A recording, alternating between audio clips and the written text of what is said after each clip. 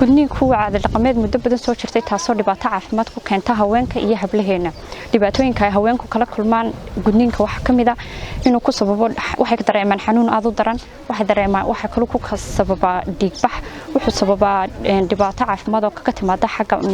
maskaxiyana sidoo kale wuxuu sababa dhibaatooyin caafimaad oo la xiriira xilliga dhalmada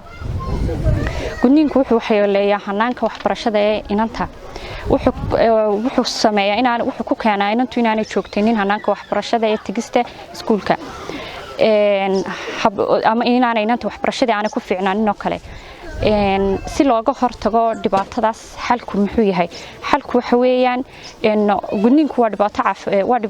waa caado dhaqameed muddo badan soo jirtay taasoo loo baahan yahay in la dabar gooyo xalkuna wuxuu noqonayaa in la helo sharci ka hortagaya